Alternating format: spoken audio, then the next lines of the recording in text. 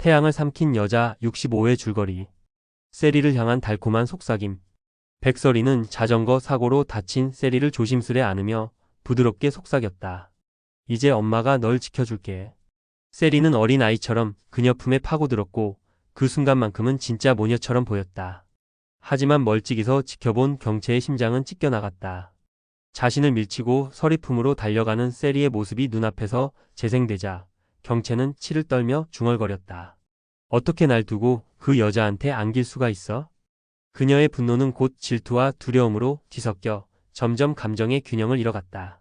태경의 흔들기. 한편 태경은 은근히 경채의 마음을 흔들고 있었다. 그는 최근 다른 대기업에서 불미스러운 사건이 터진 사례를 언급하며 경채를 압박했다. 특정한 인물에게 과도한 권한을 주면 반드시 문제가 생깁니다.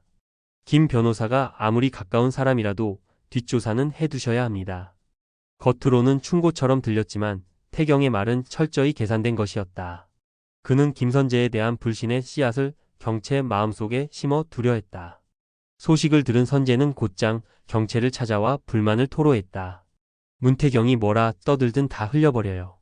그 사람 속셈이 뭔지 알잖아요. 경채는 애써 웃으며 대답했지만 목소리 끝에는 날이 서 있었다. 난 김변을 믿지. 하지만 내가 문본을 믿는지 아닌지 그걸 왜 당신이 강요해? 그게 더 이상해. 그 말에 선재의 얼굴이 굳었다. 처음으로 그가 경채에게서 불신을 느낀 순간이었다. 서리의 독한 맹세. 서리는 스텔라장을 찾아가 경채가 세리의 친모라는 사실을 알렸고 눈물을 머금고 맹세했다. 그 여자는 절대 자기 딸 입에서 엄마 소리를 듣지 못하게 할 겁니다. 제가 할 말이라면 세리 목숨도 걸어버릴 만큼 따르니까요. 죽는 신용이라도 하게 만들 거예요. 경채, 내가 자식에게 부정당하는 기분을 느껴봐야 해. 스텔라장은 잠시 침묵하다가 무겁게 고개를 끄덕였다. 그래. 똑같이 갚아줘라. 내 상처, 내 분노를 그 여자가 똑같이 느껴야 해. 옆에 있던 태주는 잠시 의문을 품었다. 세리가 혹시라도 스텔라의 손주일 가능성을 떠올렸지만 스텔라는 단호하게 잘라냈다. 말도 안 된다. 내 아들과 닮은 대라곤 털끝만큼도 없어. 그런 생각조차 하기 싫다. 선재의 불길한 수? 그 시각 선재는 또 다른 음모를 꾸미고 있었다. 그는 예전 태경을 알아본 병원 직원을 찾아가 밀린 치료비를 대신 내주며 호의를 베풀었다. 그러면서 슬쩍 말을 흘렸다. 혹시 회사 안에 신분 숨기고 들어온 사람 없는지 잘 살펴봐요. 요즘 이상한 기류가 많잖아. 이 정보는 곧장 민두식 귀에 들어갔고 선재는 회장 집으로 불려갔다. 그곳에서 그는 우연을 가장해 서리와 마주쳤다. 넌 참 대단하다. 이런 집안에서 태연이 웃고 있는 비위 보통 아닌데? 그의 빈정거림에 서리는 차갑게 대꾸했다. 당신이 뭘 알기나 해? 그만 꺼져. 하지만 선재는 멈추지 않았다. 아직도 태경을 못 잊은 거 아냐? 결혼식 날 둘이 눈빛 주고받던 거 내가 다 봤어. 그리고 말인데 니들이 훔친 장부 어디 있을지 대충 알겠다. 태경 손에 있을 거야. 순간 서리의 눈빛이 흔들렸지만 곧 이를 악물었다. 그 사람 건드리지 마. 넌 감히 손댈 자격도 없어. 내 걱정이나 해. 곧 내가 먼저 무너질 테니까. 회장 3호라고 설치지만 결국 넌 그저 장식품일 뿐이야. 트로피 와이프. 선재는 서리를 침대에 밀치며 위협했고 그 순간 공 실장이 문을 열 뻔했다. 아슬아슬하게 위기를 모면한 서리는 먼저 방을 빠져나왔다. 심장이 터질 듯 요동쳤지만 그녀는 눈물을 삼켰다.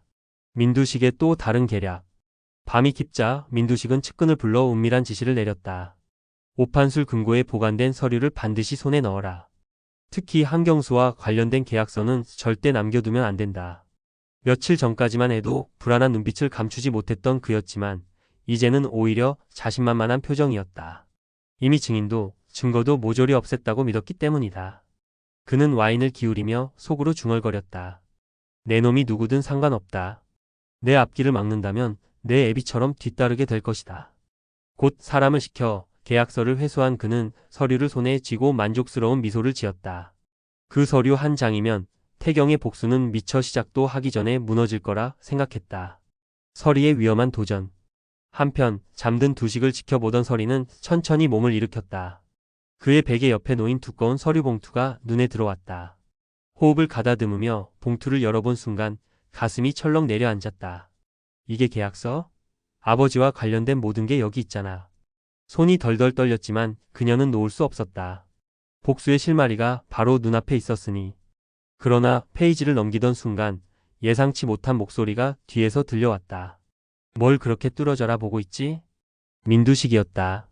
언제 잠에서 깼는지 침대에 기대앉아 서리를 뚫어지게 바라보고 있었다. 방 안의 공기가 얼어붙었다. 서리는 급히 미소를 지으며 봉투를 닫았다. 회장님 일이 궁금해서 그만 괜히 손댔네요. 두식은 미묘한 웃음을 지으며 고개를 끄덕였다. 궁금하면 물어보면 되지 왜 몰래 보나. 자네도 언젠가 알게 될 일이긴 하지. 그의 말투는 너그러워 보였지만 눈빛만은 매서웠다. 서리는 간신히 긴장을 감추며 봉투를 내려놓았다. 하지만 속으로는 결심이 굳어졌다.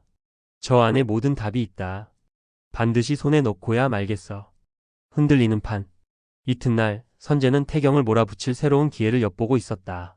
그는 태경 주변을 맴돌며 날카로운 미소를 지었다. 장부 어디에 숨겼는지 알아냈어. 아마 내 손에 있겠지? 태경은 눈빛 하나 흔들림 없이 대꾸했다. 그게 사실이라면 내가 가장 두려워해야 할 사람은 나일 거다. 선재는 비웃음을 터뜨렸지만 그 속엔 불안이 스쳤다. 민경채조차 자신을 의심하기 시작한 상황에서 태경과 서리가 손을 잡는다면 자신이 설 자리는 더 이상 없었다. 서리의 이중 연기. 집으로 돌아온 서리는 또다시 공 실장과 맞닥뜨렸다. 전날의 불쾌한 사건 이후 공 실장은 노골적으로 그녀를 무시했지만 서리는 태연하게 다가갔다. 실장님 언제 한번 술 한잔 하죠. 취중 진담이라는 말도 있잖아요. 그동안 쌓인 오해도 풀고 싶네요. 뜻밖의 제안에 공 실장은 얼떨떨했다. 하지만 속으로는 불길함이 꿈틀거렸다. 저 여자가 왜 갑자기 이런 말을 하지? 결국 그는 주연아에게 전화를 걸어 전날 자신이 무슨 실수를 한 건 아닌지 확인까지 했다. 불안에 떠는 그의 모습은 서리의 계략이 먹혀 들어가고 있음을 의미했다. 다가오는 폭풍. 한편 경채는 여전히 세리를 잃을까 두려움에 잠을 이루지 못했다. 그녀의 머릿속에는 병원 응급실에서 터뜨린 절규가 맴돌았다. 말도 안 돼. 내 딸 살려내.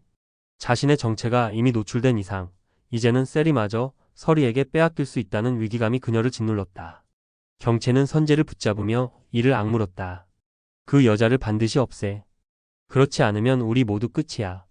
하지만 이 대립은 이미 돌이킬 수 없는 파국을 향해 달려가고 있었다.